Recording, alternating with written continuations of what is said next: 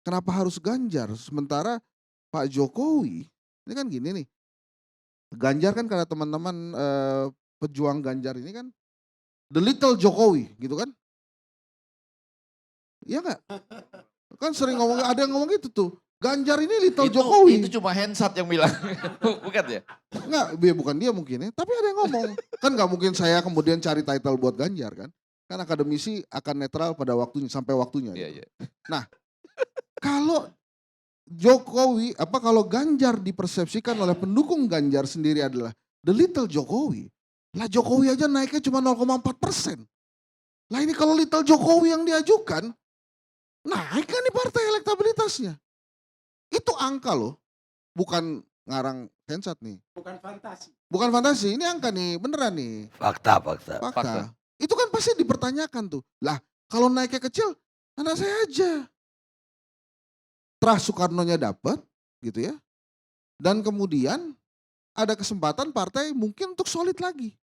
Kalah nih misalnya, kalah. Lah kan ada 2029, bisa maju lagi.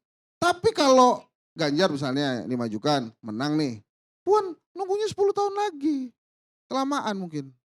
Jadi mungkin ada pertimbangan-pertimbangan itu ya. Dan satu lagi Bang Karni, sebelum saya akhiri. Ini kan ada 2 skenario nih. Ya, 2 skenario. Yang pertama adalah skenario free market versi lembaga survei. Ada Anies, ada Ganjar. Ada Ridwan Kamil, ada Khofifah. Semuanya boleh masuk situ tuh. Dan bagus-bagus kan itu yang saya sebutkan tadi namanya.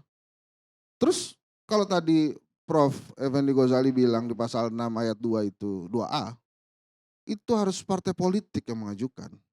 Terus partai politik berpikir, ya sudah, partai politik aja yang menentukan.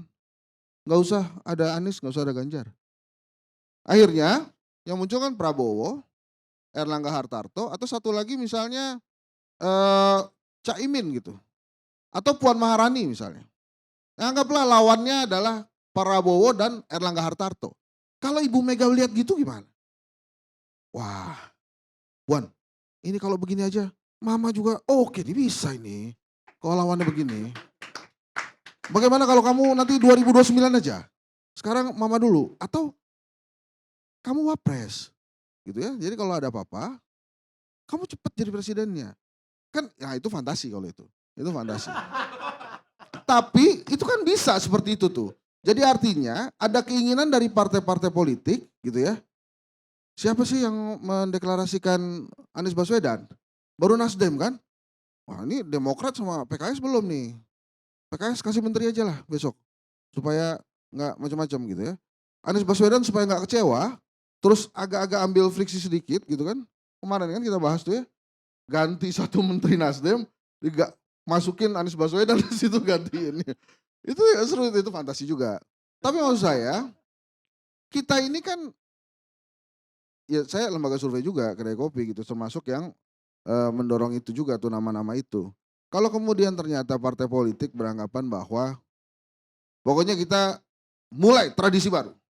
Kalau mau jadi presiden harus masuk partai politik gitu. Maka kita mulai dari 2024 yang calon presiden untuk 2024 adalah elit-elit partai politik. Nah kalau udah begitu kan kita agak lama tuh nanti di TPS tuh milih. Aduh ini nggak ada. Terus kan sekalian kita menguji kekompakan Noel tadi tuh. Gimana tuh kira-kira tuh?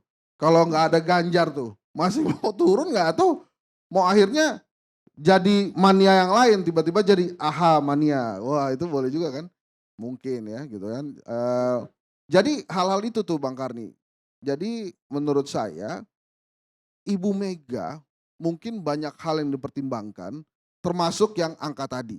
Loh petugas partai saya jadi presiden periode kedua hanya naik 0,4%. Nah ini gimana yang the little Jokowi ini? Jangan-jangan malah minus lagi kan mungkin di pikirannya begitu juga gitu. Nah hal-hal seperti itu. Nah sekarang tinggal Ibu Mega pilih Puan Maharani yang tegak lurus sama aturan partai, kan belum disanksi kan sampai hari ini kan. Berarti kan dia tegak lurus tuh sama partai kan. Atau yang suka Kalau jalan kan sendiri udah di nih. SP3, Udah kena SP3. Puan kan enggak. Ya itu kan ya temennya lah, Nah temennya iya makanya Puan. ini saya bilang Puan sama Ganjar. Gitu. Puan ini tegak lurus sama partai karena nggak kena sanksi kan. Sementara ada Ya yang Mas sudah Ganjar kena juga sanksi. tegak lurus sama partai. Tapi udah kena sanksi. Karena mungkin Sanksinya suka kan jalan tidak sendiri. sanksi Oh iya kan yang ini yang teguran perbincangannya dan adalah lain-lain. Puan belum kena sanksi, Ganjar sudah kena sanksi. Berarti yang lebih tegak lurus Puan. Itu kan sanksi minimum. Sanksi iya. maksimumnya nanti 2024 Mas Ganjar akan diberikan tiket oleh Bu Mega. Hanya nunggu momentum.